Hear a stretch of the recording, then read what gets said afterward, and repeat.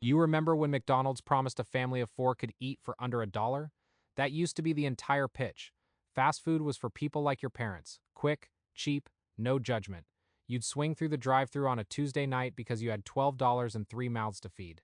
Now, 50% more expensive in a decade?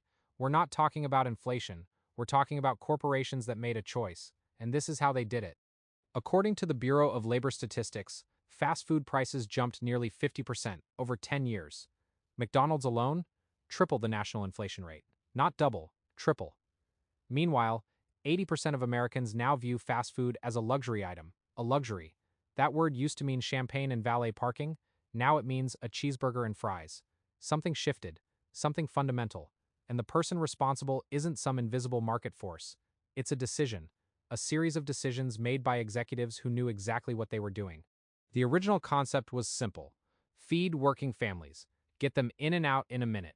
Make it affordable because affordability was the whole point. But somewhere around 2000, that changed. The industry stopped thinking about families and started thinking about margins. And when you optimize for margins instead of people, everything cascades. Labor gets cut, quality disappears, prices rise anyway, and people like us, people who actually need that quick meal, get left behind. This is what happened. Stick with me. There's a guy in Austin, Patrick Terry, founded P. Terry's 20 years ago. 36 locations now, over 1,300 employees. And here's the interesting part. While McDonald's had its worst quarter in years and Starbucks was contracting, P. Terry's was up 20%. Last quarter alone, 20%. He doesn't have a billion-dollar ad budget. He doesn't have automated kiosks replacing human interaction. He just runs his business differently. And it's working. So what's he actually doing that everyone else refuses to try? Patrick's observation is simple but devastating. A lot of fast food restaurants have just gotten sloppy. You can't compare McDonald's to Chili's. You can't. Chili's is a sit-down restaurant with actual service. But when your burger is the same price as a proper meal somewhere else, you've already lost.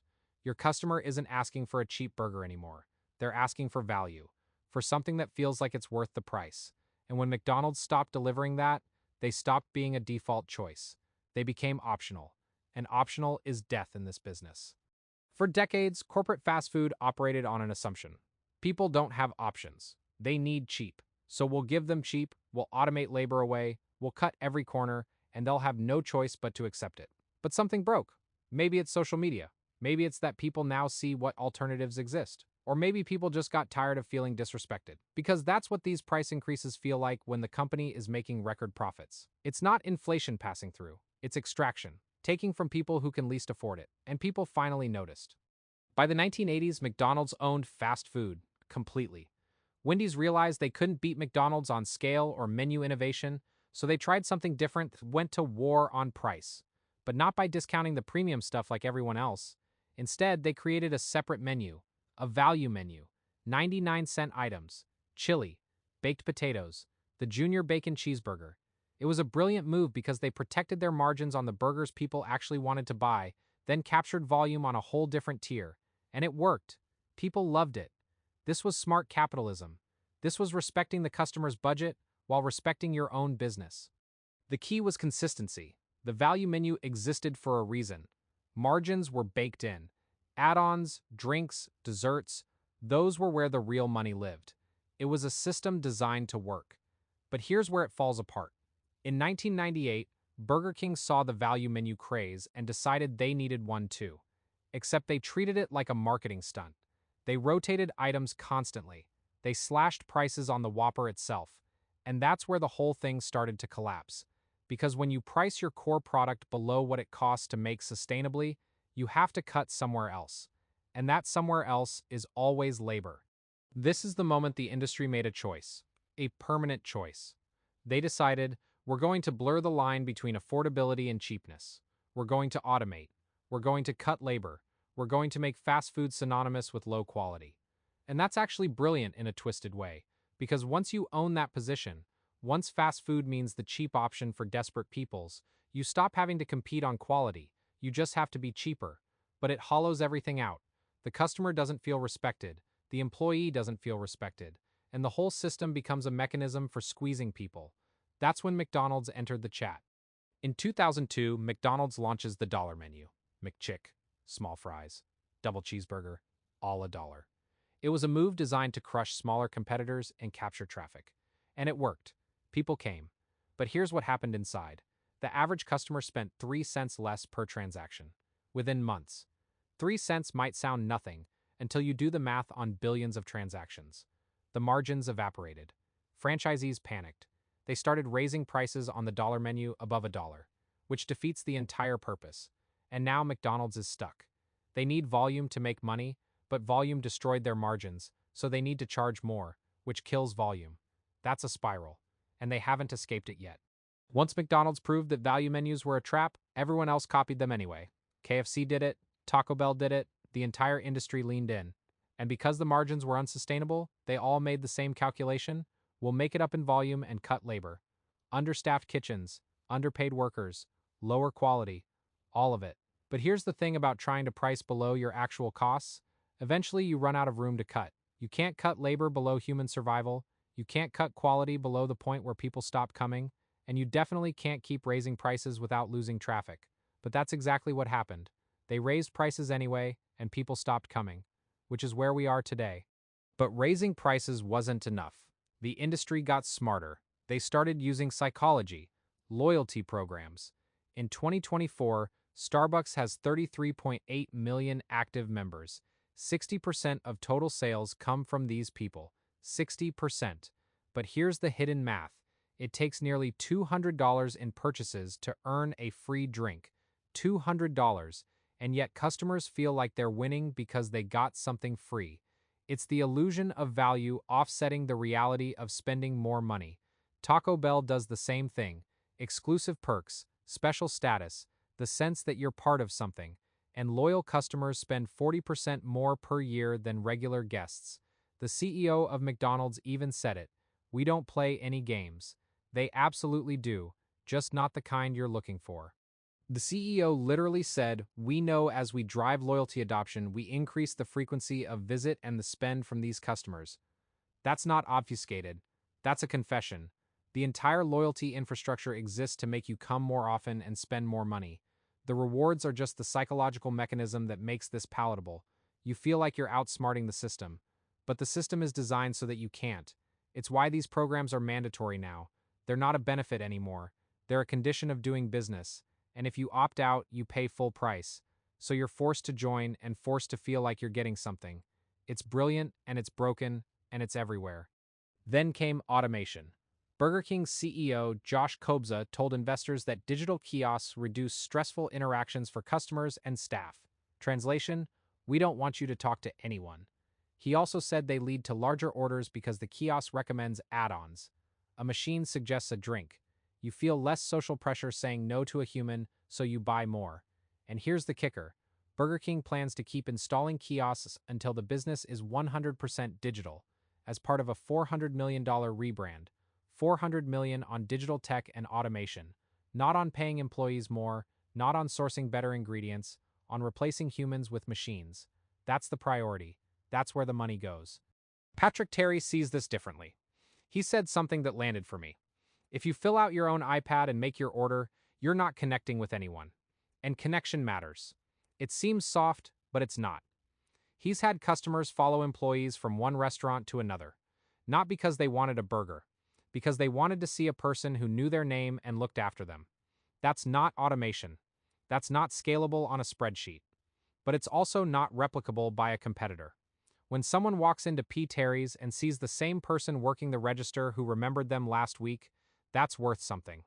It's worth enough that people will drive past other burger places to get there. Most corporations think this is inefficient. But efficiency at what cost? If you automate away the human part, you've automated away the reason people preferred you in the first place. There's a contradiction at the heart of all this. Corporate fast food uses automation and labor cuts to reduce costs, which supposedly keeps prices down. But prices are up 50%. So where did the money go? It went to shareholders, to dividends, to executive compensation, to stock buybacks. The savings weren't passed to customers, they were extracted upward. And because the industry is consolidated, because there are only a few chains in most towns, customers don't really have an alternative. You either accept the pricing or you stop eating fast food. and most people can't afford to stop, so they accept it, and the cycle continues. It's a monopoly-adjacent trap, and everyone's trapped inside it. But here's what Patrick explained that reframes everything.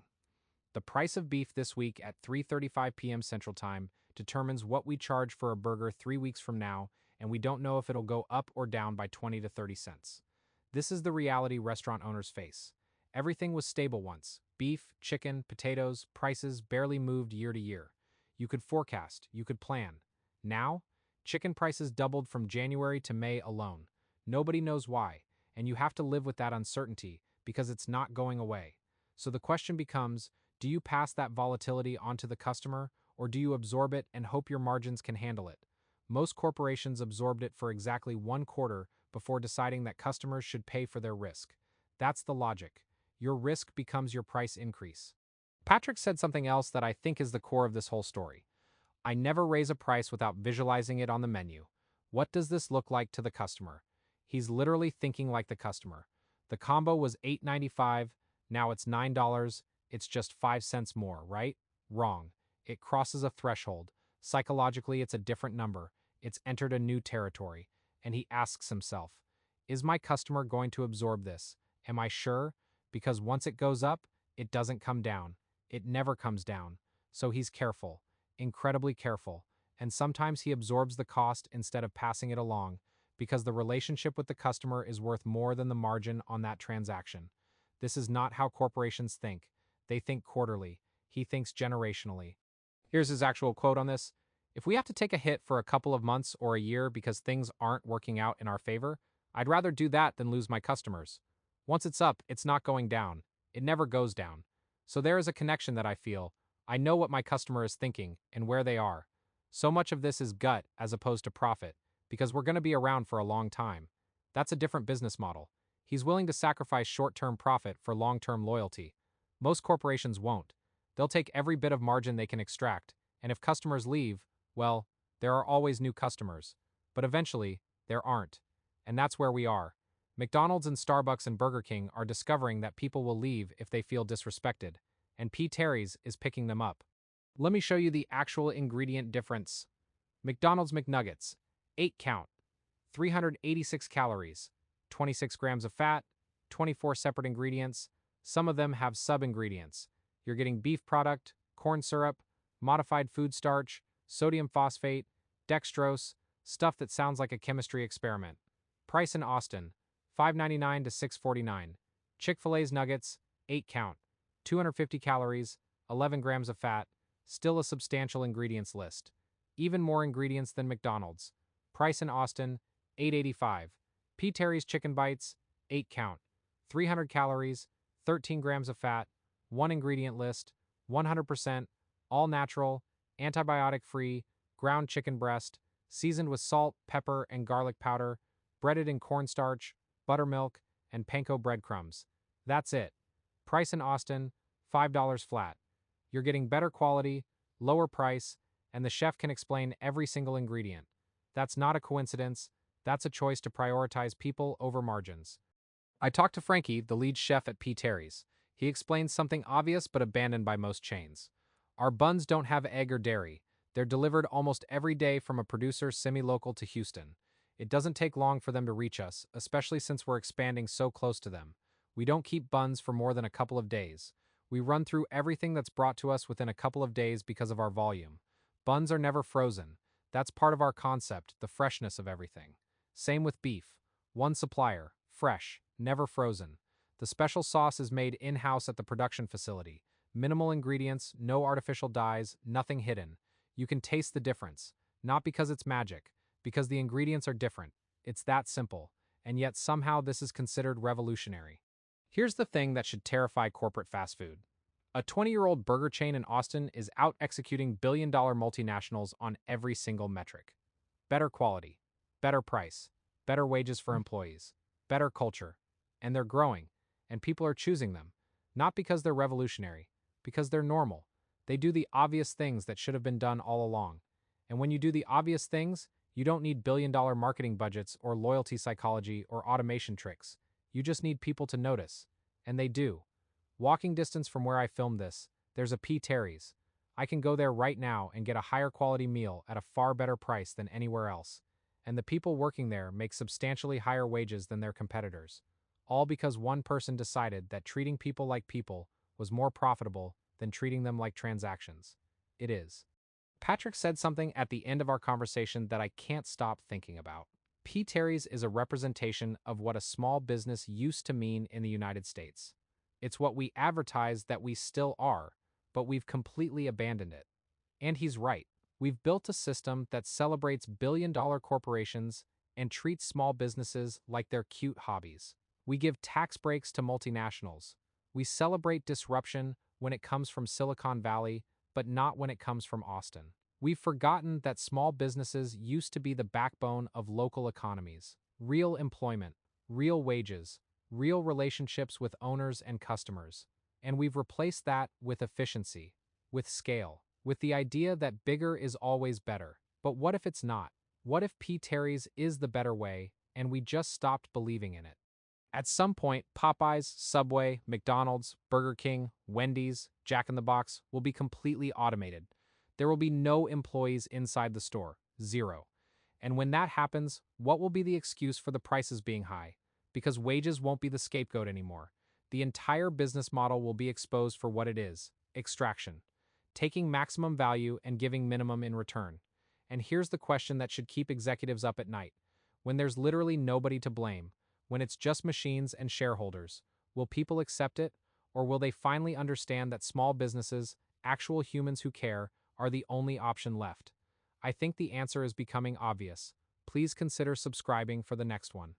Patrick's final thought should be the lesson here. I'm not sure there's anything more important than taking care of our employees. Most people say the most important thing is taking care of the customer. But what does that even mean? It means my employees are going to take care of the customer.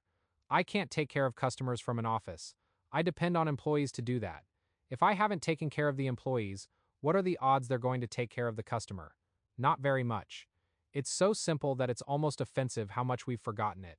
Treat people well. They treat others well. Everything else follows. No psychology tricks needed. No automation. No loyalty hacks. Just basic human decency that somehow became radical. I don't understand why we choose to destroy the wage earner instead of the corporation.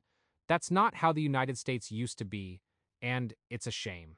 But on a positive note, P. Terry's is incredible. Real food, real people, real wages. And within 45 minutes of reaching out to Patrick, we had a date planned. Not because he's desperate for press, but because he actually cares about having this conversation. That matters. It means something. In a world of automated responses and corporate PR, an actual human saying yes in 45 minutes, that's rebellion. That's the move. Support the places that treat people like people. Please like and subscribe. That's all that matters to me.